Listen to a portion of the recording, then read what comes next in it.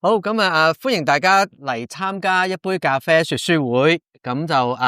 你可能今日係第一次參加啦，第二次參加，或者係即係參加咗好多次都好啦。咁我哋嘅說書會嘅目的咧，就係希望能夠推動有更多人咧有閱讀嘅生活啦，同埋咧係有自主學習嘅嗰個生活嗰種態度嘅咁樣。咁今日咧都會同大家咧係，因為我哋上次就開咗一個主題啦，就係第二座山。咁今日咧就會係第二場嘅第二座山啦。咁一齊去探索一個問題，就係點樣喺追求世俗成就之外咧，再去攀登呢嗰一座第二座山。咁到底係咩叫第二座山咧？咁陣間我哋都會再咧 recap 翻上一次講過嘅一啲嘅內容啦，跟住咧就會 go through講今次主要嘅內容裏邊咧咁樣。咁今日嘅說書會咧就有一個小嘅特別，就或者新嘅嘗試咧，就咧會有現場錄音嘅吓。咁就會咧錄完音之後咧，我哋會將呢個嘅今日嘅錄音咧都會擺上去 YK 陪你說書聊天呢個 podcast 節目。咁呢個係一個全新嘅 podcast 節目，因為我開啦，咁就啱啱開咗冇幾耐。咁而家呢段嘅階段咧，我就稱佢為試業期啦，即係好似啲餐廳開店之後咧有試叫咩啊？即係試業啦，咁大家嚟試下啦咁樣吓。咁就9月1號就會先正式開始，淨係俾會員嘅啫吓。咁你8月31號之前你訂閱嘅時候咧，咁都會咧係就會可以收到最新嘅節目啦。咁同埋咧喺頭一批嘅訂閱嘅會員就會再多3個月嘅即係免費嘅內容咁樣嘅。咁就呢個 Apple Podcast 咧，我收費其實就我有同一啲朋友咧傾開，咁我哋嘅收費咧就好簡單啫，就月費咧就58蚊，但係如果你俾1年嘅話咧就係328蚊。咁就計落，其實大家都知道俾1年費咧，其實應該係最實惠嘅啦，仲要多3個月，咁即係話咧328蚊聽足15個月咧，其實就唔會每個月其實真係好即係去麥記買杯咖啡咁嘅價錢啦，應該差唔多咁嘅價錢啦。咁所以咧呢個優惠咧就係俾頭一批嗰個即係訂閱嘅朋友啦。咁所以呢個請大家都繼續留意下我哋最新嘅發展啦。咁如果你未收到我哋最新消息嘅話咧，你可以加入我哋嘅群組啦。呢度有個QR code，一陣間可以啦。咁一陣間我都會俾另外一個 QR code，就係Apple Pod 唔係，應該係 Podcast 嘅一個嘅QR code，等大家可以咧了解更多。咁所以無論你係 Android 機好或者 Apple 機都好啦，咁你 download Apple Podcast 搜尋咧呢個 YK 陪你說書聊天，你就可以搜尋到呢個嘅節目啦。咁然後咧就咁 follow 訂閱先。咁到去要計，或者你知道，咦我唔訂閱俾錢嘅時候，我就再聽唔到嘅時候咧，咁到時你先可以再即係俾都得嘅。咁但係最好係3月最尾嗰日8月31號前，咁嗰日之後咧，咁就由嗰日開始就計多送收3個月啊嘛。即係如果你而家訂嘅話咧，我當然歡迎啦。不過就因為而家到8月31號都係全部免費公開嘅，咁所以你要攞最大叫做咩？最大優惠咧就應該係8月31號或之前，咁咧就 OK 俾錢，跟住咧就會再多3個月嘅時間咁樣免費嘅咁樣嘅，咁就會係應該係最抵㗎啦咁樣吓。咁當然你而家話我今日開始訂都得，為咗支持 YK 你，咁我當然好歡迎，冇問題嘅咁樣。咁點解要咁樣做咧？就希望有更多人咧係能夠可以即係喺平時嘅時間都可以聽到說書啦。咁除咗說書之外，我都會有啲嘅訪談節目啦，都有關閱讀或者寫作呢啲嘅。咁亦都有其他嘅內容嘅，除咗說書之外。咁所以咧，希望透過呢個平台，能夠俾到大家可以有更多嘅資訊，同埋平時都可以繼續培養呢個閱讀嘅習慣啦。咁有啲人都會問，咁有咩唔同啊？咁同讀書會，咁讀書會你就要睇完本書先參加，所以參加嘅門檻係比較高啲嘅。咁說書會咧就你乜嘢都唔需要知，甚至有時好多其實嚟都唔知係講乜噶，就係見到有個咁樣嘅活動幾得意，咁就嚟聽下書，咁聽下，咁希望咧你都帶咗啲嘢落袋咧，咁就等自己都可以咧喺生活上面啦，喺工作上面咧都可以有一啲新嘅激發啦，新嘅改變啦。好啦，咁我哋廣告時間就完啦，咁我哋咧就翻去今日呢個嘅主題書。就係第二座山。有冇人上次聽完之後，或者知道有呢本書咧，或者睇過呢本書噶？都冇啊。OK，唔緊要吓。咁啊，就我哋翻呢本書嘅內容咧，而家開始咁樣。咁我哋嘅社會裏邊咧，長期以嚟咧都好鼓勵我哋所謂向住第一座山咁樣爬嘅。咁呢個咁樣嘅即呢個咁嘅稱呼咧，係作者特別去喺人生裏邊咧，去將每一個人生嘅道路咧裏邊咧，就視為一座山咁樣向上爬咁樣嘅。咁佢就話咧，一般嚟講，我哋講緊第一座山嘅時候咧，就係嗰一條充滿着競爭啦、追求名聲、財富、權力同埋成功嘅道路。咁我哋咧好努力咁樣去建立自己嘅認同，離開咗父母或者當我哋自己獨立嘅時候咧，咁我哋會培養好多嘅技能啦，返學、上堂各方面，然後咧就希望自己喺呢個世界裏邊咧留低屬於自己嘅一啲嘅痕跡。咁但係咧好多人咧嘅人生，當佢登頂嘅時候，即係話佢成功啦，又或者已經攞到佢想要攞嘅嘢啦，就發現咧有一種嘅失落嘅感覺，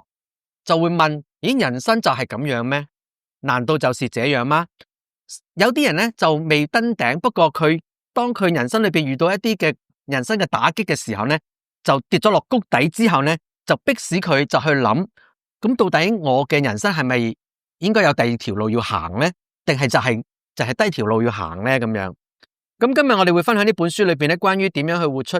有意義嘅人生嘅見解，嚟咧去探討我哋，或者叫我哋多少少反省啦。咁成本書裏邊咧，佢前面講咗第一座山係乜嘢，第二座山係乜嘢之後咧，然後佢就分咗4個核心內容嘅，就係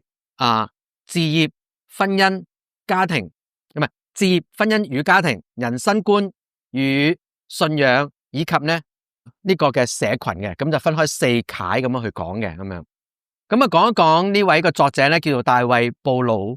克斯，咁佢係紐約時報呢個暢銷作家嚟嘅。咁佢亦都係喺報紙嗰度咧寫專欄，亦都喺耶魯大學嗰度咧就教書嘅。咁佢係一個猶太人嚟嘅。咁佢細嘅時候咧就喺一個重視閱讀同埋咧重視寫作嘅家庭裏邊咧成長嘅。咁喺書裏邊佢就講到咧，7歲咧就發生一件事，佢稱之為呢啲嘅事件咧就叫做咧揭曉時刻，即係意思就係有時我哋人生裏邊咧遇到一啲嘅突然間唔知啲咩嘢，突然間叮一聲，或者突然間提醒你，你就激發起對一樣嘢咧產生咗興趣啦。呢件事咧就發生喺佢7歲嘅時候咧，就去讀咗一本書。呢本書咧係叫做柏靈頓熊啊，大家知唔知柏靈頓熊紅色帽嗰個熊咧？咁應該今年年初係啦，今年年初咧就做咗電影嘅吓。咁電影應該冇睇嘅吓。咁就係柏靈頓熊呢本書啦，呢本係經典書嚟嘅。咁作者應該係1917年咧就91歲就離世啦吓。咁呢本係英國好經典嘅書。佢就睇咗呢本書之後咧，作者咧細嗰時7歲嘅時候睇咗呢本書之後咧，突然間就覺得自己咧要做一個作家，就從嗰日開始咧，佢人生咧就幾乎每一日都係寫作，或者為到寫作而作準備。7歲如果阿爸阿媽都覺得都呢個仔都幾生性咯，咁樣。咁大學時期咧就讀芝加哥大學啦，咁就佢讀好多唔同嘅刊物啦。佢曾經一段時間咧就讀馬克思主義嘅刊物咧，好中意去讀呢啲嘅嘢。咁後期咧佢又去讀咧，即係受法國大革命嘅反思呢本書影響，亦都影響到佢今日嘅人生觀嘅。其實咁佢爬到佢第一座山係爬得好順利嘅，即係話所謂佢稱之為咧追求俗世嘅成就。整個旅程咧讀完大學做職業非常之叫做順水好順。咁咧就形成咗佢一個嘅個性咧，就係因為佢好多方面都好順，佢又好叻，咁就令佢變得咧冷漠，同埋咧係個人好酷啦，冇乜感情啦咁樣。佢稱之為係咁樣。咁佢喺呢個人生嘅叫做好風調雨順嘅生活裏邊嘅時候咧，直到2013年咧，佢人生咧就有一次重大嘅山谷時期，即係跌咗落嚟啦。咁就係咩咧？長達27年嘅婚姻咧就畫下句號啦，咁即係離婚啦。咁離婚之後咧，佢自己就搬咗去一個自己住啦，就有一種嘅感覺，就感覺到極度嘅孤單。咁開始喺呢個咁挫敗嘅生活裏邊咧，跟住佢不斷去反思，開始慢慢意識到咧過去嘅錯誤、失敗同埋佢做錯嘅地方。咁佢發現係多半咧都係喺嗰個工作裏邊啊，或者係追求成功嘅裏邊咧，忽略咗身邊嘅人。咁就去形容當時即係呢個低谷嘅生活咧，係一個冇根嘅生活啦，係一個咧係覺得自己好失敗啦。咁生活係一個好分裂嘅一個狀況之下。咁呢一次嘅山谷嘅經歷咧，使佢去思想去面對到底嚟緊嘅人生應該點樣再重新調整。咁就因此喺佢嘅學習同埋改變當中，就最後就出咗呢本書，就叫做《第二座山》呢本書嘅誕生。所以係作者本身佢自己嘅個人嘅經驗同埋經歷。有啲朋友都會問 YK 啊，咁我哋想揾好啲好書嘅時候，我哋應該點樣揾好書咧？第一就係出版社要睇下個出版社係咪真係一間好嘅出版社啦。第二咧就係睇嗰本書有冇更多嘅翻譯本啦。因為翻譯一本書其實好貴嘅，咁如果有多翻譯到唔同嘅語言嘅話，咁即係話呢本書應該係備受關注嘅一本書啦。跟住第三就睇個作者啦，即係個作者到底係啲專係吹水嘅作者啊，定係咧真係有經驗有經歷，而佢係有種溫度嘅內容吓。咁呢個都係重要嘅。咁佢係一個頭先講嘅係一個猶太人啦。咁細嗰時就受猶太教嘅影響，跟住後期慢慢就接觸咗基督教嘅呢個嘅文化，跟住喺信仰上邊佢都有嘅轉折嘅，佢都有個轉折喺度嘅。咁佢形容自己係一個流浪中嘅猶太人，同埋咧困惑的基督徒。OK， 咁大家自己去亦諗下佢嘅信仰係一個點樣嘅信仰。不過喺佢嘅信仰裏邊咧，就喺個歷程裏邊，佢就話帶俾佢有好多體會，令到佢謙遜同埋明白咩叫希望。咁佢曾經咧係感受到自己嘅靈魂好似冇咗個底咁樣嘅，咁亦都經歷咗有好多嘅嗰種嘅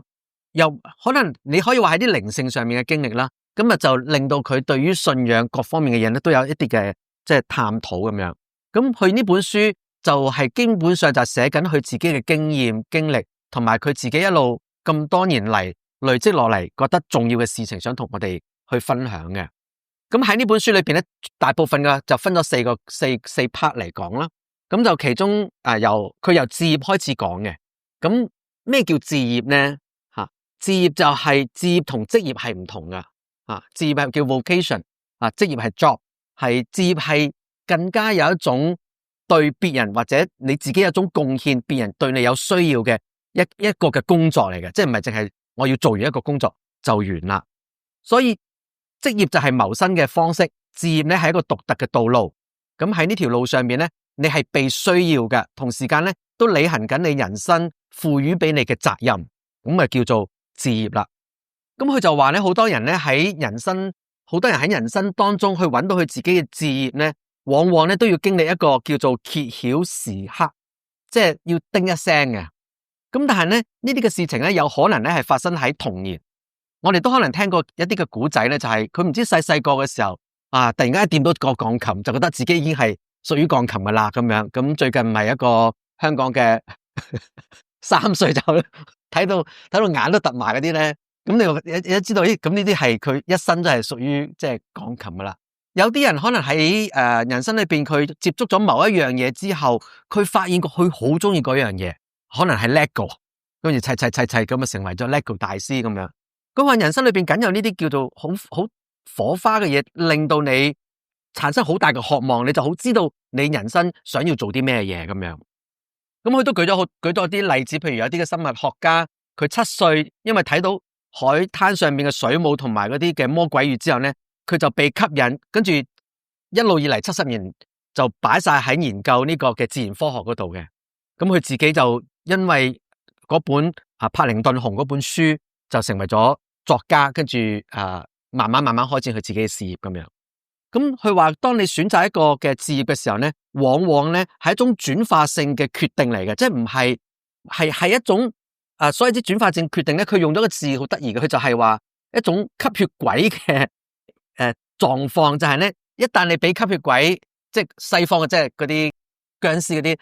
被咬咗之後咧，你就翻唔去噶啦，即係你一定要變僵屍噶啦。好，但我就唔知點解會用呢啲，不過我又覺得好有趣，即係咁樣講我又明喎，係咪？即係你好少見到啲僵屍被咬完之後仲可以翻轉頭，佢一定變翻僵屍嘅咁樣。咁佢話呢啲嘢咧，就係通常喺人生裏邊咧，係啲翻唔去嘅決定嚟噶。咁佢稱之為咧，有啲嘅翻唔去嘅決定咧，譬如婚姻啊、生仔啊、移民啊、改信宗教啊、換跑道啊，呢啲都係屬於呢一種嘅選擇嚟嘅。但呢一種嘅選擇之所以困難咧，係因為你冇辦法全部預知轉變之後自己會有啲咩嘢嘅渴望啊。佢形容咧係一種滑行式嘅一種決定嚟嘅，唔係一個真正話我而家作出一個決定，係一個咁樣滑行嘅過程。跟住咧，然後一路轉嘅時候，而呢個轉咧係冇得翻轉頭嘅。咁佢都話咧，呢一種嘅狀況之下咧，你會有佢用咗個心魔嚟去形容咧，就話嗰樣嘢係會激發起你瘋狂嘅能量同埋興趣去尋找志業，即係話你嗰樣嘢我一定要去做，我好想去做嘅唔係計錢同埋有冇錢嘅問題，所以叫做志業啦嘛，因為你要貢獻一啲嘢，或者你嗰樣嘢好有 passion 嗰樣嘢。佢話要揾到呢個志業之後咧，你係需要有導師嘅引導。佢話通常呢啲嘅導師咧就唔係教書嗰啲嘅導師，係一種咧能夠可以咧言教同埋身教嘅一個嘅人以至到咧佢會再影響更多嘅人嘅。即係話我哋係需要有一啲，或者我哋都試過俾一啲人嘅言行嚟影響緊我哋嚟緊想做啲咩嘢咁樣。我哋見到佢咁都得，或者佢咁有 passion， 或者佢做嘅事情好有意思、好有意義嘅時候，你都會受激發、受影響，以至到咧繼續去追、繼續去尋夢，又或者想做嗰件嘅事情。當佢講到志業嘅時候咧，話呢條路係充滿着咧挑戰嘅，同工作好唔同。咁嘅挑戰係需要啲乜嘢咧？係需要精專啊！意思就話，如果用精專用另外一個字眼，我就會用咧日本嘅職人嘅精神咯。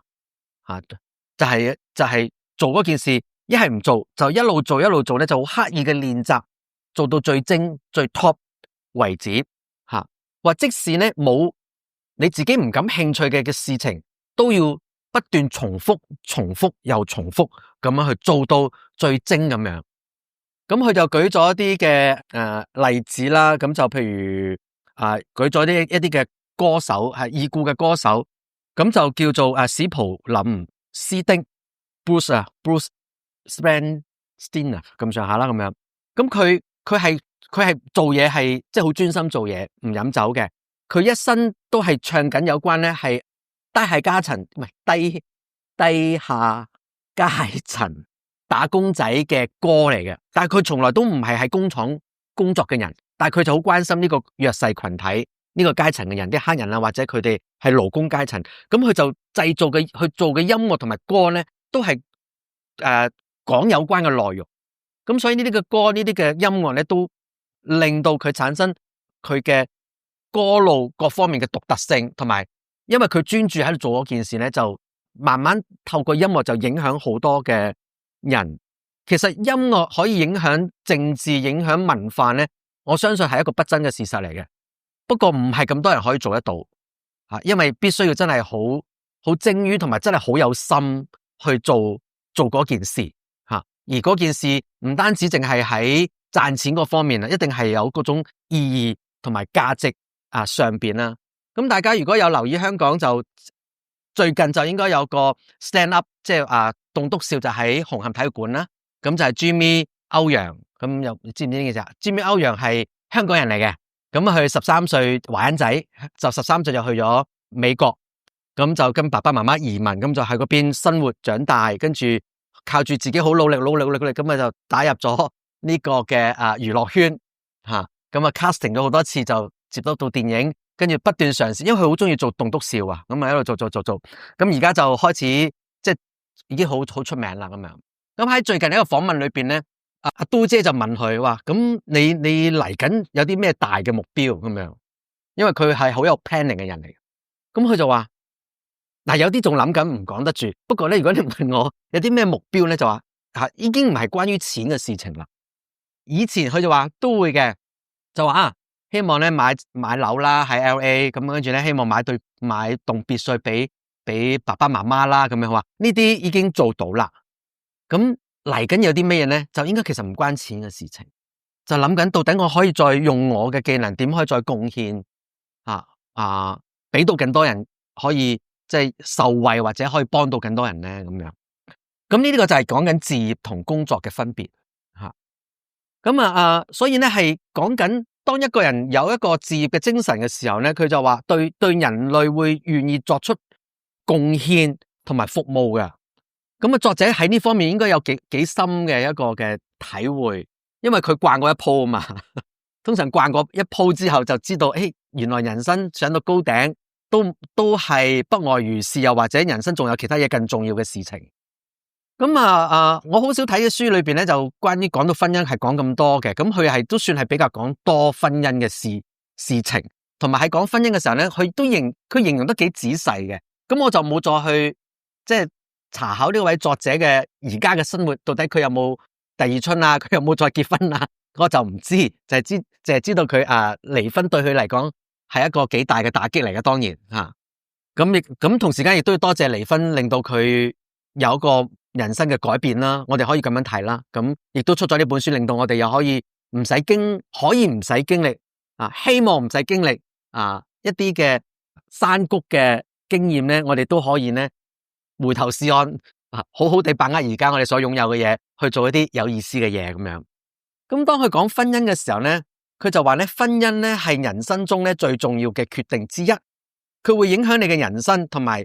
影響你人生涉及其他所有嘅一切。咁喺美國咧40%嘅婚姻咧最尾咧係離婚收場嘅。咁我估應該數字應該再升啲嘅。咁佢就話呢個咧就令到我哋去思考，愛與激情之外仲需要啲咩嘢咧？即係點解咁多人離婚咧？離婚嘅數字點解越嚟越上升咧？咁樣，咁佢就形容我咧，佢話咧愛咧係從看見開始嘅，一個不經意嘅眼神就能夠咧燃點心中嘅火花，即係一見鍾情啦，或者你突然間見到個女仔，見到男仔，哇，即係啦，係呢個啦咁樣吓，唔係電視節目做嗰啲吓，望係呢個啦咁樣吓，唔使咁燈嘅，都望到係呢個啦咁樣。跟住佢話咧，接落嚟咧就會進入一個好奇嘅階段吓。咁我哋而家好似重溫翻我哋初戀嘅嗰段時間吓，你嗰種戀愛嘅感覺係咁樣吓，進入個好奇嘅階段就係渴望了解對方嘅一切，係咪？即係我哋中意一個人都會諗佢係點樣嘅咧？佢中意啲咩嘅咧？咁如果讀書嘅時候，我哋梗係會問下睇下邊個係佢嘅朋友仔啊，邊個同佢最 friend 咧？咁就一個答一個，到底識唔識佢啊？攞唔攞到電？即係我哋年代梗係攞電話號碼嗰啲諸如此類啊咁樣。咁好奇嘅，跟住然後咧就進入一個叫做燃燒嘅階段，就係咧充滿着喜悅同探索，同埋咧理想化，即係嘅人已經嗨嗨地啦，諗嘢咧已經係好開心，即係由朝到晚都好開心喺度燃燒緊噶啦。即係我哋有時咪見到啲人咧就話，咦，你最近啲樣唔同咗，拍緊拖啊，戀愛緊啊，中意人啊咁樣，總之有個樣俾人見到啦咁樣。佢話當愛得夠深嘅時候咧，總會有一方咧係需要咧跳落嚟嘅，佢意思，佢用咗嗰個跳落嚟嗰種嘅形容意思就係話 OK， 兩個人可能都中意對方啦，咁梗有一個要開聲先嘅，即係跳落嚟，或者我話俾你聽我中意你吓，咁總之跳咗落嚟唔會沉船得噶啦咁樣，咁就宣告愛意啦，咁將我的呢個嘅決定咧轉變成為我們的決定。我唔知好中意佢形容呢啲，即係佢係好理性咁，但係我中間我覺得有種浪漫嘅感覺吓，即係佢寫到嗰種味道，即係出嚟嘅，即係講到呢個咁嘅過程，即係講緊其實你中意一個人，跟住拍拖，跟住點樣追，跟住點樣大家由我到我們嘅決定，跟住佢話咧關係咧就會進入危機嘅階段，矛盾核心嘅價值觀就開始嘅衝突就開始浮面啦。喺呢段時間咧係會有痛苦嘅感覺，甚至喺生理上面都會感覺到痛苦。最後咧如果能夠過到呢個階段，咁就咧就會進到一個嘅融合 fusion 嘅階段啦。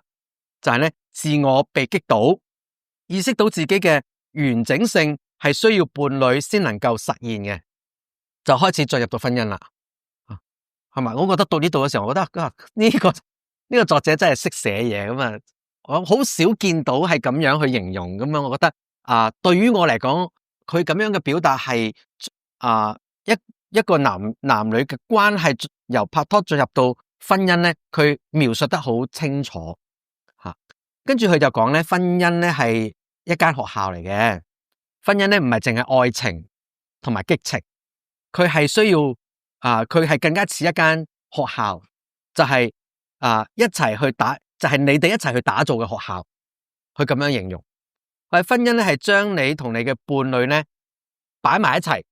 然後咧日復日咁樣咧困，咁啊磨走各自嘅銳角，即係我哋都係三尖八角噶啦。咁啊同我哋嘅另一半咧就係日日喺度困到咧你啲三尖八角咧就慢慢就掘起嚟啦，咁使你哋咧變得更加嘅閃亮咁樣。咁佢話咧婚姻咧會迫使你哋咧成為一個咧冇咁自私嘅人。咁啊話，當你發現咧你嘅配偶嘅缺點嘅時候咧，你自然咧就嘅反應咧就會咧歸咎於對方嘅。咁呢個我諗人與人之間關係我哋都會經常都會係咁樣，即係話當有啲乜嘢嘅事情嘅時候咧，人都會先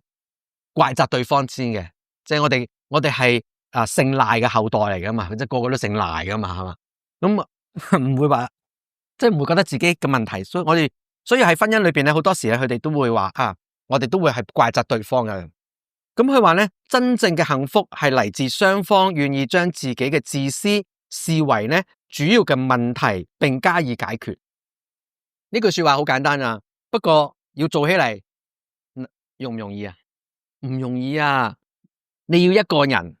先意識到自己係自私嘅，承認自己係自私嘅，都已經係好難。仲要咧係雙方願意將自私視為主要嘅問題。如果視為主要嘅問題嘅時候，大家其實基本上已經係好好噶啦，係咪？跟住並以加以解決，即係知道同解決又係一條好大嘅路嚟噶嘛。好多人都知道食嘢要健康啦，但係我哋繼續會食唔健康嘅嘢啦，咁啊，所以知道同真係做咧係有個好大嘅距離。所以佢裏邊講緊一個短短嘅描述，但係其實係需要好大嘅付出，亦都係唔係咁容易去做嘅。不過我哋都係咁樣講啦，或者透過閱讀或者透過說書會，我哋彼此咁樣去將一啲嘅信息提出嚟嘅時候咧，我哋不斷去聽，不斷去提醒嘅時候咧，其實會加強我哋嘅行動力嘅。加強我哋行動力。佢話婚姻中咧，婚姻嘅日常咧係接受同埋給予忠告，亦都係咧學習同理心、溝通同埋重新嘅承諾。咁所以喺呢段咧，如果你見到有啲年輕朋友喺度拍緊拖預備結婚咁你可以攞嗰 part 咧，再去寫啲嘢咧，俾佢哋送禮物嘅時候咧，寫埋俾佢哋，話俾你聽。咁，起碼做一啲提醒都好咁樣吓。跟住咧，佢話咧喺婚姻裏邊咧，夫妻咧會進入第二次戀愛嘅。哇！呢個進入第二次戀愛之前咧，係要經過爭吵啦、復合啦，並且不斷爭吵啦、復合啦、爭吵啦、復合啦，跟住彼此嘅諒解啦，然後夫妻咧就會先進入第二次嘅戀愛。不過呢個第二次嘅戀愛咧，就唔似第一次嘅戀愛咧咁激情嘅。即係應該係叫做溫和啦，叫做成熟啦咁樣啦。但係佢話係冇咗即係嗰種第一戀愛嗰種嘅激情，但係更有更強嘅持續持恆性係即係叫做能夠可以持久落去就唔係淨係激情。因為你知激情咧其實係真係好危險嘅事情嚟噶嘛。咁即係會好容易冇咗嘅。咁所以要持續落去。佢呢度其實將人生佢係講緊婚姻，但係我哋都會睇到其實人與人之間嘅關係人生裏邊，其實我哋喺嗰個情感上面其實好需要呢啲嘢好多時我哋都係好激情嘅，但係我哋就算做工作，我哋都可能會有激情，但係我哋能唔能夠持續落去咧？呢個就係要講你對嗰件事嘅即係有冇嗰種使命感等等嘢吸引你繼續去做啦。佢話講到婚姻嘅時候咧，佢話咧佢見過。即係最糟彼此之間兩夫婦其實都會見過大家對方最差嗰一面，能夠攜手走過嘅話，一定會感到自豪嘅。即係你見到對方係最差，而係你繼續接受佢，繼續同佢走到繼續走前面嘅路咧，你會感到自豪嘅。咁呢一份更廣闊、更無私嘅愛咧，會引導你咧走向人生嘅第二座山。所以佢講下婚姻嘅時候，就再翻去即係人生嘅道路裏邊，佢話都係有當中有同樣嘅道理喺裏邊噶啦咁樣。咁跟住去由呢度跟住佢就轉到去再講佢嘅人生觀，有關人生觀同埋信仰呢 part。因為呢 part 對於佢嚟講都係應該影響深嘅。作為一個猶太人咧，佢哋嘅信仰嘅睇法同我哋好唔同噶。因為佢哋第一佢出世已經係有一個歷史背景喺度，家庭嘅原因等等咧，咁就猶太人對於佢自己信仰可以係好執着嘅一件事。咁佢有關信仰呢方面嘅時候咧，佢就話咧好強調咧喺強調個人自由同埋自我實現嘅時代裏邊咧，好多人咧都會感到迷失。咁我哋會被告知咧要去尋找真我，但係嗰個嘅真我咧往往咧係未形成噶。咁大家都知道咧，而家的而且確係好強調個人嘅感受個人嘅實現自我實現好強調個人嘅自由咁樣。但係問題係，當我哋要揾嗰個嘅真我嘅時候，你點解揾嚟揾去揾唔到咧？因為嗰個真我都未能夠可以形成或者成熟長大。咁變咗好多人就喺呢個位嗰度咧，佢不斷喺追求自我自主嘅過程裏邊咧，係越揾就越迷失嘅原因。咁呢個唔單止喺年輕人嘅身上邊，可能係一啲好似我哋有人生閱歷嘅人，我哋都會有好多迷失噶。咁我都喺度成日都講啦，青春期同埋更年期咧係人生兩個係同樣嘅期嚟。青春期係帶我哋進入到叫做成年人嘅世界裏邊，成年人嘅生活裏邊。咁更年期咧係帶入我哋進入人生下半場，第二人生嘅開始。咁兩樣嘢其實都有好有同樣嘅特色喺度噶嘛，就係你身體一定有變化啦，咁同埋係情緒心理上面都有要重新再調節，會有 up and down 嘅時候咁樣。咁佢講到關於呢一方面嘅時候咧，佢話咧對人生觀嘅追求咧，可以從理性嘅承諾開始。佢講到理性承諾嘅時候，係講緊對於理念，對於叫做咩對於一啲嘅理性嘅問題等等咧，係有一種嘅認真嘅思考。因為佢係好中意閱讀嘅人嚟嘅，所以佢特別喺呢度係講緊咧，就係佢係透過好多嘅閱讀，透過好多嘅書籍，各方面嘅歷史，讓佢咧能夠可以明白睇到一啲嘅個體嘅變化，或者一個政權嘅改變，國家嘅延續落去點樣嘅。佢就鼓勵我哋要更高層次嘅追求，更高層次嘅美，唔係淨係睇表面上面嘅美。而嗰個美重要咧，係要落實喺嗰個嘅生活裏邊嘅，唔係淨係一啲好虛無嘅嗰種嘅追求，而係最終係要有真理同埋智慧嗰種嘅美。佢講嘅係呢一樣嘢。佢話當你全心投入閱讀同埋思考嘅時候，有時候你會有一種出神嘅狀態，時間世界都會消失，靈魂好似進入咗本書嗰度嘅。咁我唔知道大家有冇咁樣嘅經驗，希望大家有更多咁樣嘅經驗，就係透過閱讀思考，我哋忘記咗時間，我哋進入到另外一個空間，而喺嗰度你喺度好似揾緊寶藏一樣，然後好多嘢得到啟發，跟住你就回翻魂，翻呢個世界，你睇翻有嘢原來我可以再更新或者改變，得到提醒。所以閱讀係重要。點解我哋好想大家多啲嘅閱讀聽書聽說書，就係本身嗰個知識係無限噶，因為呢個世界太多好嘅書啦。咁我做 podcast 都係因為姚管嘅同事同我講話，其實都可以試下嘅。咁我諗下都係嘅，我做咗年幾，差唔多嚟緊2年啦。咁每個月都係一次嘅時候，都係好少可以即係分享到更多人，俾更多人，咁先諗不如做個 podcast 咁樣啦。咁而希望有更多人能夠可以多啲有自主學習，因為嗰樣嘢係幫緊我哋面對緊而家呢個咁嘅世界。過去一個禮拜，如果你好專注睇新聞嘅時候，我諗你都好煩躁。咁唔好話叫煩，咁咪點樣形容好咧？應該即係好亂，唔知點樣係嘛？即係天災人禍吓，咁飛彈又飛嚟飛去，咁啊飛機又失事，咁精神問題又會出現，有好多嘢發生，好多嘢發生。咁就係因為咁嘅世代裏邊咧，就出現咗辣 BUBU 啊嘛。你要知道背後點解咁多人去買呢啲嘢啊？即係辣 BUBU 點解會被預言可能係下一個 Hello Kitty 吓？因為佢俾 Pop Mart 帶嚟，俾 Pop Mart 係一個好大嘅改變啊！因為 Pop Mart 係喺本身佢嘅業績唔係好高嘅，有一段時間停滯不前，就係因為辣 BUBU令到佢過去嗰一年裏邊佢嘅股價升值咗500萬倍，500萬個 percent 啊，應該話。咁當然我都中意呢個公仔，但我冇買。我中意呢個公仔，因為本身個創作人係香港人，即係我係因為我係嗰個創作者，即係畫呢個辣 BUBU嘅人係即係香港人吓，咁喺香港長大，7歲去咗荷蘭咁樣，咁但係都係叫做香港人啦。咁佢講啊香港話，咁年紀又同我相若咁樣，咁我覺得好近咁樣嘅感覺啦。咁但係當我哋去睇翻呢個時代嚟嘅時候，點解咁多人會有好多唔同嘅即係一方面呢個世界又好亂，但係一方面又有一啲嘅現象令到我哋覺得點解會有呢啲嘅，即係點解有啲嘅產品會咁多人中意咧？咁樣吓，咁有時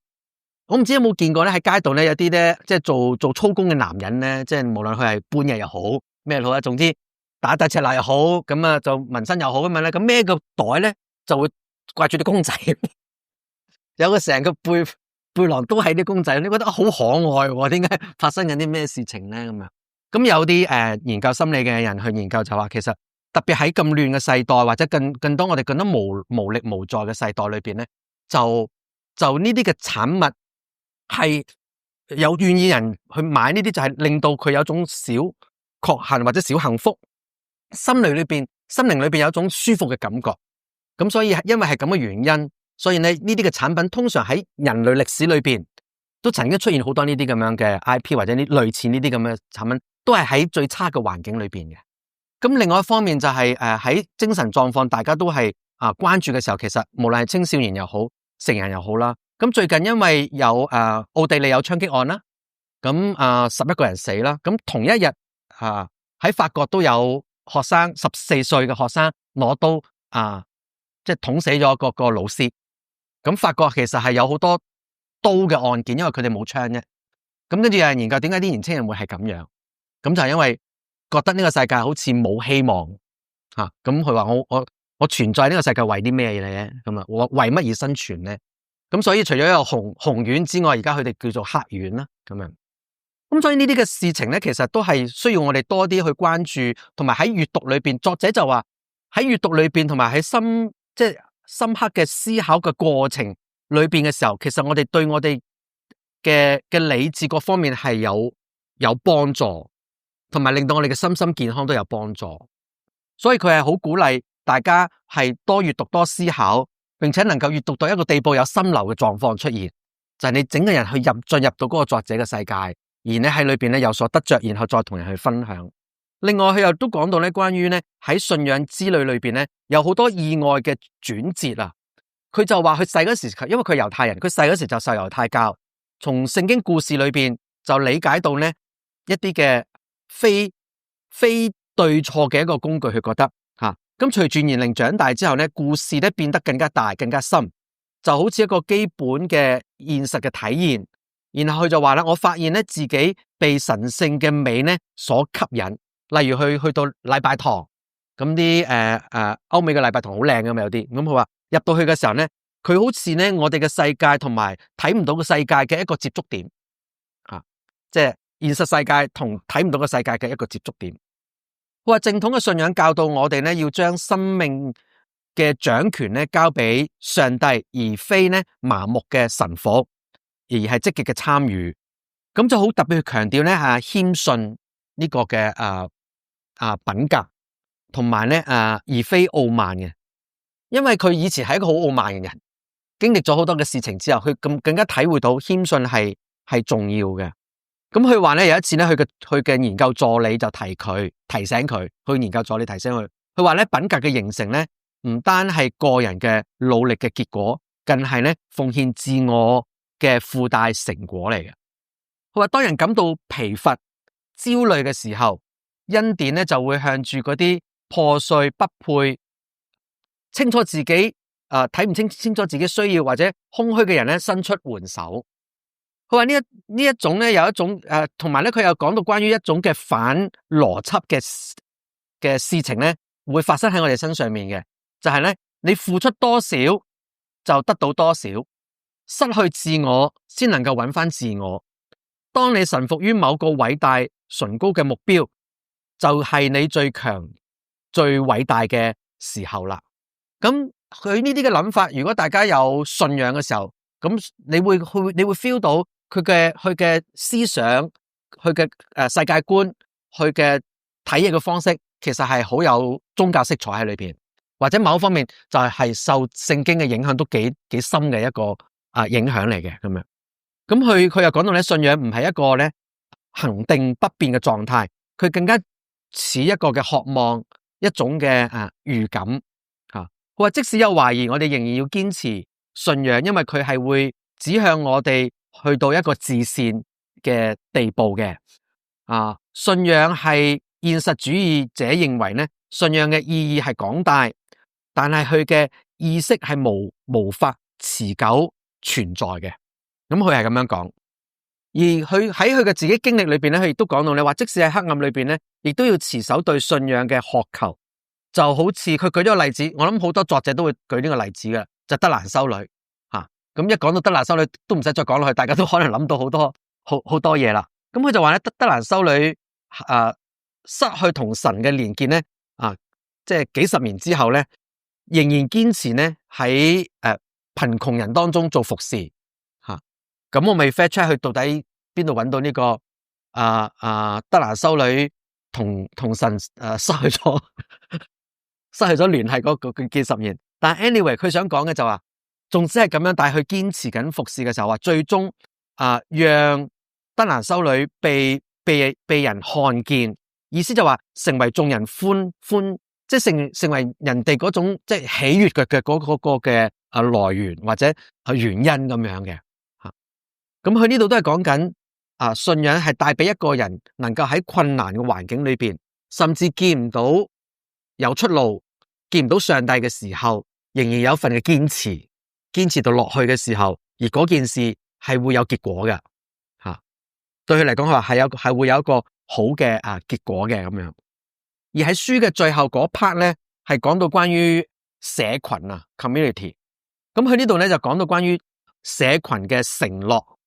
佢話呢個喺過度個人主義盛行嘅現代社會裏邊咧，我哋面臨一個嚴重嘅孤獨危機。如果大家有之前有嚟過講孤獨世紀嘅時候咧，咁孤獨世紀嘅作者都係強調緊呢個世界嗰個嘅個人主義影響緊好多人嘅心理健康嘅。其實唔單止一個作者講，其實有好多各方各面不同嘅作者或者係好關心呢個世界嘅人咧，佢哋都會提出咗對於個人主義呢件事咧，提出咗好多嘅質疑，同埋咧要更多人去留意到底呢個係咪我哋人類要繼續持守落去嘅嘢？因為特別當我哋講話你要尊重個人或者好多人好強調我個人主義嘅時候，咁我哋嘅世界其實唔係一個好個人生存嘅環境嚟噶嘛。人類係一個群體，即係需要有關係嘅個個都係話我個人主義。咁你自己整衫，即係我咁樣講啫。你自己整衫啦，你自己耕田啦，你自己生活啦，咁樣你唔需要依賴其他人啦，咁樣。佢呢度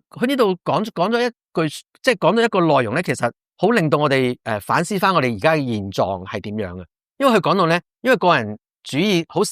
盛行啦，喺呢個咁樣嘅社會世界裏邊咧，我哋面臨嗰種孤獨危機，而導致到咧自殺率、不信任感同埋心理健康問題咧惡化同埋上升。佢都話呢啲嘅問題都係指向咧整個社會嘅連結咧瓦解啊，即係人與人之間嘅 connection 同埋嗰個關係咧瓦解咗，導致到咧自殺率提升，不信任感上升、心理健康問題惡化呢啲嘅事情。因為我諗呢幾年我都應該呢一兩年比較多啲呢個社會現象就係多咗年青人自殺。咁我哋經常都會一講呢個問題嘅時候，身邊啲人朋友都話點解咁樣呢？咁啊最簡單嘅解釋，我哋當然會解釋話因為係功課同埋學校嘅壓力啊，即係等等。但係咪真係咁樣就可以解釋咗一件事呢？係咪？咁呢個太過單一啦，就將個責任就話俾你就因為功課壓力即係等等。咁父母自己有冇壓力呢？唔係，即係父母有冇責任呢？家庭又會係點樣呢？或者整個社會環境對於年青人嚟講係一件咩嘅事情呢？咁多年青人會有校園嘅即係槍擊案啦，或者一啲嘅悲劇發生啦。咁美國嘅槍擊案已經影響緊英國，英國嘅槍擊案因為受美國嘅影響咧，已經上升咗2%啦。咁而係歐美國家，即係有槍制管制嘅國家就全部都係用刀啦。咁所以咧，以法國為例咧，就佢哋已經係下令咧，加派警員喺學校門口查書包，波車撞人咯，係啊，即係呢個冇呢個到位嘅，係啊，係，即係一定要有一啲嘢 look forward to， 係啊，所以我哋都即係好多謝呢啲嘅作者，透過唔同嘅書籍咧，去俾到我哋一啲啟發啦。因為有時我哋自己諗嘢咧，未必諗到呢啲嘢嘅，但係透過閱讀咧，其實就可以幫助我哋去刺激諗到呢啲嘢。因為佢嘅分析係合理嘅，佢嘅分析係合理嘅。佢話咧，從我到我們呢個故事裏邊咧，嗰個嘅社群嘅營造嘅核心就係我嘅故事變為我們的故事一個過程。我哋又唔知點解幾時開始由我們變咗我嘅，即係我就會咁樣諗我哋幾時開始由我們變咗我咧？咁而家我哋就要翻去最根本嘅嘢，就係由我去翻我們啦。咁意味着咧，我哋係需要有共同嘅故事，將人們咧係連結埋一齊，並為到共同嘅計劃咧而結集嘅。咁呢個就係人與人之間，我哋喺一個環境裏邊生存喺呢個空間裏邊，我哋每個人都需要嘅一個嘅責任。佢舉咗啲例子係一啲外國嘅例子，就係點樣係一啲小鎮裏邊，佢哋點樣透過連結，透過互相嘅幫助，能夠揾到佢哋自己自豪嘅地方。咁呢個就俾我諗下，香港係一個細嘅城市，我諗在座大部分我諗都係會傾，應該我估啫，即係都可能好似我咁樣係選擇留喺香港嘅人。咁既然我哋留喺香港嘅時候，喺呢個咁小嘅城市裏邊，咁我哋可以做啲咩嘢，令到我哋作為喺香港嘅人都感覺到自豪嘅嘢呢？又或者令到呢個城市嘅生活可以更加嘅好啲，人更加嘅開心啲，更加多嘅彼此嘅聯繫關懷或者係愛啦咁樣。咁呢個都係我透過呢本書裏邊我都會諗嘅一件事情，即係到底我哋可以做啲咩嘢呢？咁佢裏邊咧就提咗一個嘅，即係叫做社群織造者。咁佢話咧喺美國咧就已經開始越來越多呢啲叫做社群嘅織造者，佢哋咧係唔求回報地咧投身係重建社會嘅資本，療愈他人嘅生命。佢哋可能咧收入微薄，常常被忽視，但係喺佢哋嘅日常生活同埋活動裏邊咧，與人生嘅終極目標咧有緊密嘅相連。佢哋會為他人嘅生命咧注入光亮，並且從中咧揾到喜樂嘅。咁睇到呢度嘅時候咧，我自己諗，咦咁熟面口嘅咁樣，咁係咪？我說書會唔係豈不是我咪做緊呢件事咧？咁樣，我真係好真心咁樣話，咦，其實我都係做緊呢件咁嘅事情咯，係咪？即係話收入微薄啊，咁樣常俾人忽視啊，咁樣。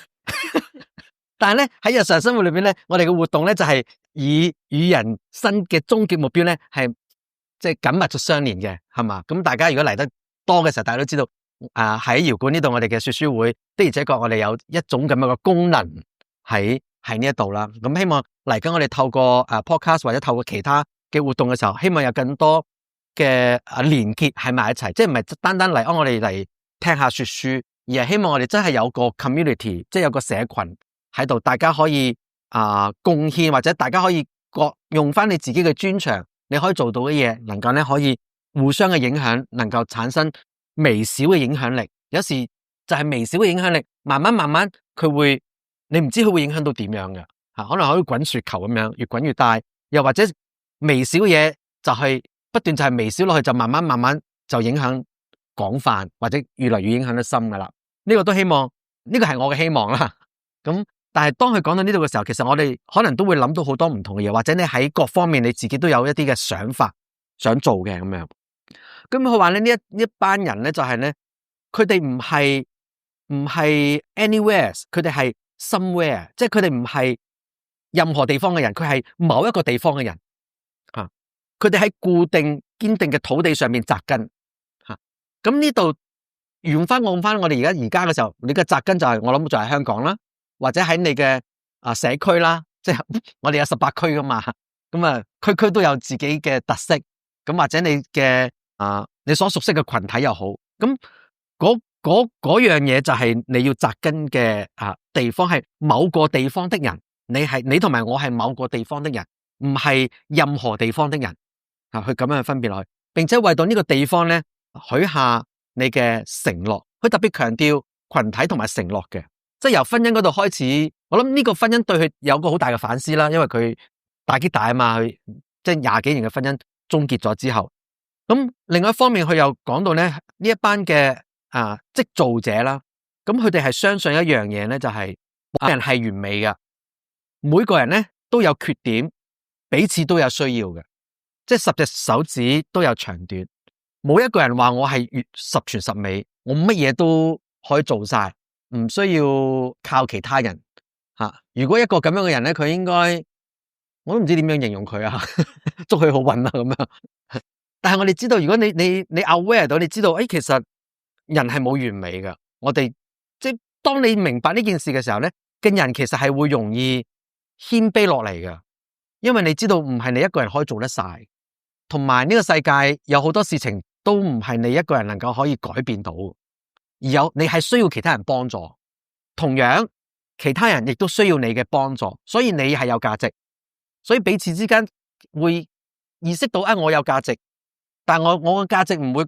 將我成為一個好驕傲嘅人，反而係讓我明白到我嘅價值，我要貢獻幫助其他有需要嘅人，而其他有需要嘅人亦都可以咧去回饋翻俾你。而喺嗰個過程裏邊，人與人之間就係一個平等嘅嗰個關係裏邊，而咧無論係點樣都好，你都唔會覺得自己係高高在上過任何一個人。咁也許呢個就係美國而家所要面對嘅問題啦。即係而家好多我女都講未開始白人社會為主，或者即係優越感嗰樣嘢，要令到整個美國變翻一個佢哋所謂之嘅白人社會咯，或者以佢我唔知點樣形容啦。OK， 我哋係嗰陣時我哋睇 hubris 呢樣嘢咧係好難搞嘅，即係呢樣嘢真係即係超過咗所謂叫做傲慢。OK， 即係呢件係一件事嚟，即係呢度即係呢位作者所講，我冇睇過佢啲書啊。係咁就我聽咗咁耐啦吓，佢就 advocate 緊嗰樣嘢就叫做，即係佢 advocate 緊某一種嘅，係冇錯。即係呢樣嘢我哋即係中國人講叫三觀，即係你嘅價值觀啦，你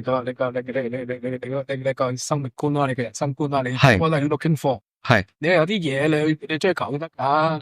教到你，咁有冇責任啊？咁你有個即係你存在你自己本身，除咗對自己有責任，咁你對你上對下對族人都有責任噶嘛。係如果你好似你有家庭咁，你有仔女嘅話，咁你點樣教你仔女咧？即係佢即係望住你噶嘛。係即係影印機咁樣啦。你好似即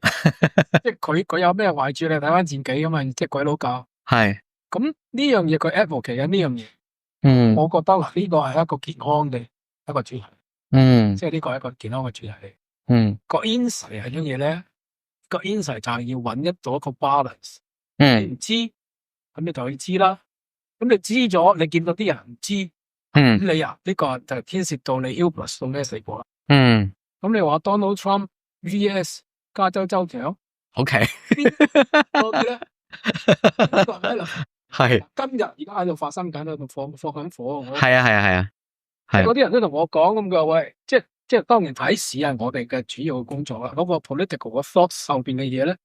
就真係今日美國要有一個反思。係呢啲個先生，咁你即係 helpless 到咩地步？叫做唔 helpless，叫做有 contribution 咧。嗱，呢個就係今日我估唔關事係美國人對自己諗。其實可能全球性嘅問題嚟㗎，呢個係。咁當然作者呢本書出嘅時候咧，就未有 Donald Trump 喺呢個上任嘅時候啦。咁所以頭先係我睇透過呢本書裏邊，我自己有啲嘅反思，再去諗翻到底。因為我哋當我哋閱讀嘅時候咧，我哋成日都講閱讀咧，我哋唔係一個被動式嘅接受資訊㗎。因為你咁樣閱讀咧，你係會冇咗動力㗎。閱讀其實係一種主動嘅接球嚟嘅。即係有人形容就係閱讀就係好似打嗰啲棒球咧，你打嗰個係好似俾主動打，即係擊球或者去掉個球俾你。咁去掉球嘅時候，接球嗰個咧，其實都係要主動去接噶，就唔係被動地嗰個打嚟就接啦，係要主動去接嘅。閱讀都係一樣，作者已經有信息傳遞出嚟，咁我哋就要同佢對話同埋可能要討論，或者甚至係不斷去反思反駁。喺個過程裏邊咧，而去再令到我哋嘅思維有所提升。閱讀真正嘅目的就唔係增加我哋嘅知識，閱讀真正嘅目的係要提高我哋嘅思維嘅能力、分辨嘅能力。咁呢個先係閱讀最高嘅價值，就喺嗰度。所以喺閱讀裏邊，我哋要諗呢個係美國嘅情況，呢個係佢嗰個作者嘅背景，但係同我今日同我而家到底有咩關係呢？咁你先會有所得着，而會覺得呢本書嘅價值超值啦，就抵啦，咁樣就唔係淨係知道咁樣學完啦咁，而係要透過嗰個過程裏邊咧，你自己有成長。咁作者裏邊咧又特別當佢強調緊人冇完美嘅，每個人都有缺點，要彼此需要嘅時候咧，佢特別強調一個嘅全人觀嘅，就係咧冇將人咧係拆開單一咁樣嘅面向去睇，即係話一個人係一個 holistic， 一個整全一個人咁樣睇。我哋睇到係有身體、有意念、有心、有靈嘅一個完整嘅個體。咁佢舉咗個例子好好嘅，佢就話咧，呢個例子亦都係可能會啟發到你諗關於教育嘅問題。因為佢嘅話咧，當一個小朋友帶住問題嚟到學校嘅時候，呢個嘅即係有咁樣觀念嘅人咧，會點樣睇佢咧？就會睇佢所有嘅健康、安全、情緒、營養嘅需要。即係話一個小朋友佢嚟到學校，佢有一個問題可能佢係好唔開心，又或者佢遇到一個俾人 bully 嘅狀況，即係俾人欺凌嘅情況嘅時候咧，好多時我哋處理一件事嘅時候咧，我哋就處理咁欺凌事件邊個打邊個，咁搞掂就完啦，咁樣就唔係去睇佢嘅情緒會係點咧，佢有冇安全嘅問題咧，即係等等，而係要整全去睇嘅。咁但係我哋今日好多事情，唔好話學校啦，我哋營商營運各方面、社會運作各方面咧，都係其實係越嚟越將好多嘢分散得好細嘅。所以人唔係將一個人睇為一個整全咁去睇，就慢慢可能將人睇到某一個工序嘅需要嘅存在，即係等等。咁但係話呢個唔係一個社群要做，我哋要營造一個地方，就係要讓每一個人睇每一個人都係一個整全嘅，佢有感受，佢有各方面嘅嘢，我哋唔係淨係處理單一嘅問題就完啦咁樣。咁所以話咧，佢又講到咧喺裏邊，我哋要應該從咧可能性出發，而非咧集中喺嗰個問題嗰度。佢話如果我哋問，我哋可以點樣去解決？譬如佢舉咗個例子，我哋點樣解決嗰啲嘅露宿者嘅問題？不如我哋問，我哋點樣去協助邊個展開穩定同埋有保障嘅生活，即係更加具體、更加可以喐到嘅問題咯。問嘅問題，因為如果問啦，我哋點樣去解決呢個嘅露宿者嘅問題？咁大家講完就算啦。咁但係如果話，不如我哋問我哋點樣協助邊個，或者喺某個地區出現咗呢個問題嘅時候，我哋點樣去令到呢個地區呢個嘅問題，或者呢間學校嘅問題，或者呢個青少年嘅問題，點樣或者某個人點樣可以展開改變佢嘅生活，即係等等呢啲咁樣。佢話要引出要更具體、更人性化嘅解決方案，呢個世界先會有更大嘅進步同埋可能性發生嘅。而喺呢個過程裏邊咧，堅持咧係重要嘅。佢話咧，我哋唔誇大，唔戲劇化，只要咧年復年陪伴其他人提供平凡但係唔係咁平凡嘅服務。我睇到呢個時候我就諗即係其實我哋咪有一句說話叫咩奸咩？即係咧，即係不斷係哇！即係你讀到我諗咩，真係太好啦。係讀書人，我呢啲即係呢啲係有讀寫障礙噶嘛，我叫咩心間細作。我諗呢幾年係啦，呢幾年我哋香港成日都講心間細作，就係佢嘅意思咯。即係你細個地方就係慢慢耕種，但係我哋要耕得即係深入啲，即係好啲咁樣，慢慢每個人都做一件看似好平凡嘅事情，但係亦都係好唔平凡嘅事情。但每人都喺度做緊心間細作嘅嘢，咁呢個世界就會或者呢個社會呢個地區會有所改變。我哋唔做大笨象工程我哋唔發表好偉大好戲劇化嘅言論，係實實際去做一件嘅事情即係如果用我哋說書會嘅例子就話我哋唔會不斷講話俾你聽，你要閱讀你要乜嘢或者點樣，我哋係實質就係真係辦一個說書會，做好多嘢去分享每本書透過一點一滴咁樣去影響緊人實際地去影響緊人，做緊啲提供平凡或者唔平凡嘅服務。咁佢哋係話我哋係要重建深刻嘅關係，因為我哋要相信咧，改變係透過深化嘅關係而產生嘅。人與人之間係一個關係。佢話當人願意放下戒心，展現脆弱嘅時候，故事信任嘅火花就會被燃點彼此嘅生命。呢樣嘢係難嘅，不過我哋覺得都係需要嘅因為冇咗呢樣嘢，我哋嘅社群或者人與人之間一齊生活嘅意思就冇咗喺嗰度啦。佢話咧，大多數人咧會將目標設得太低，局限太少。我哋咧，當佢咁樣講嘅時候咧，佢講緊乜嘢咧？佢話咧，我哋咧每日都喺度忙緊咧，只係為咗一點點嘅認可同埋少少嘅升職。因為對於佢嚟講，你賺幾多錢都好啦，你升得幾高位都好啦，佢視為咧呢個目標係低嘅目標嚟嘅。呢個嘅格局係低嘅吓。佢話事實上咧，我哋可以活出更廣闊、令人滿足嘅人生。即係話你嘅人生唔單止淨係可以搵到咁多錢，或者得到咁樣嘅生活，你以為咁樣就係你嘅人生嘅一切咩？你定嘅目標太低啦，佢爭在冇講話，哇咁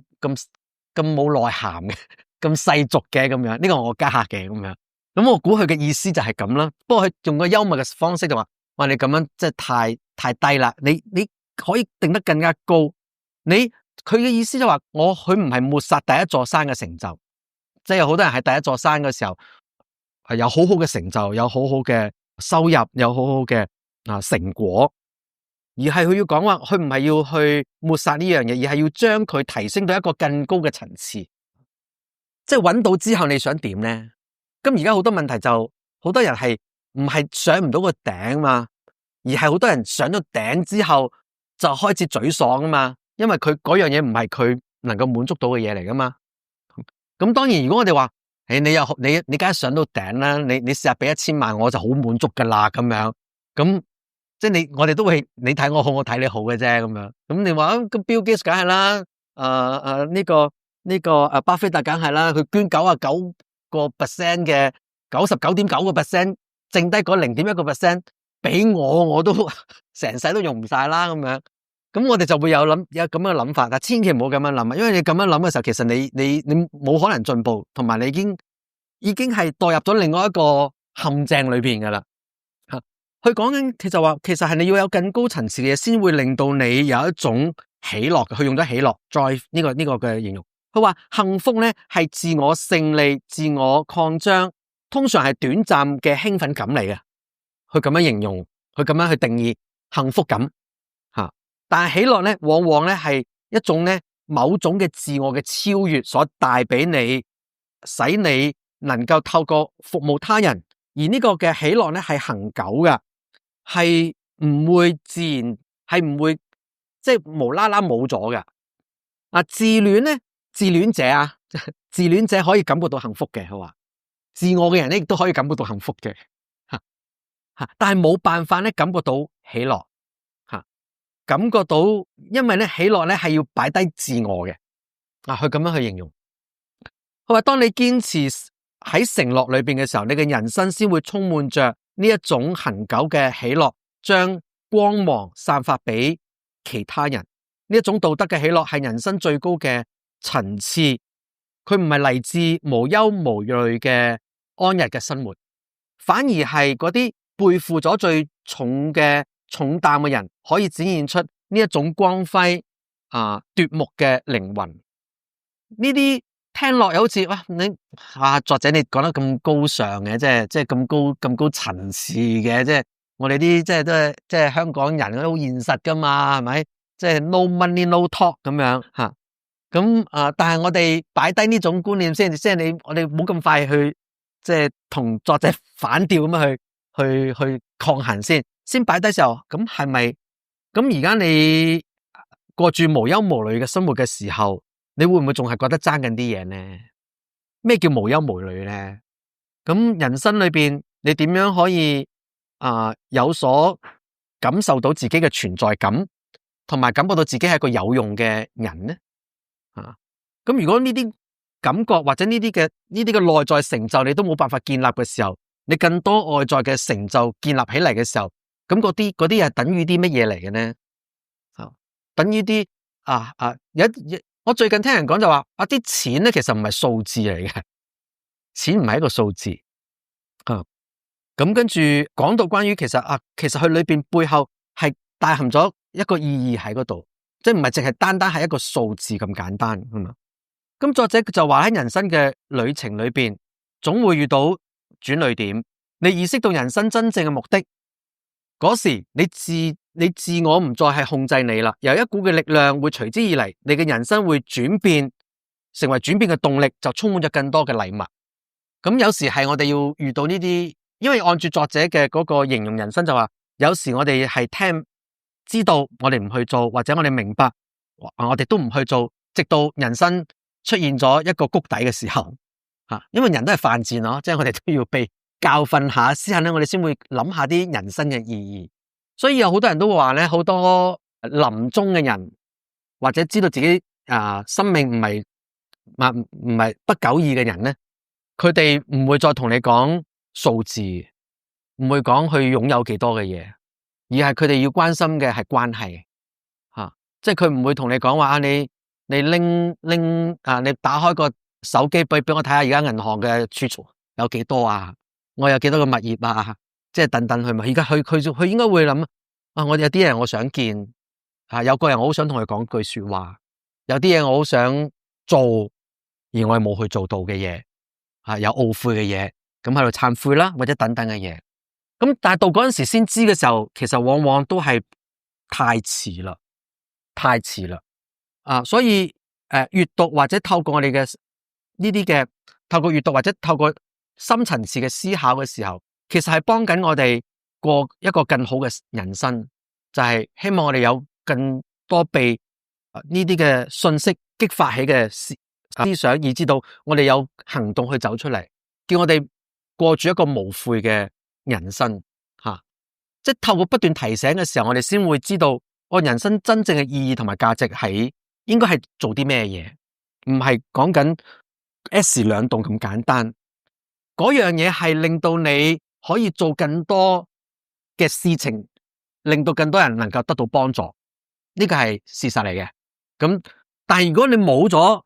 一時兩動，你唔係好多呢啲，但你仍然可以做到貢獻嘅嘢，令到人幸福嘅嘢，同樣都係做到嘅嘢。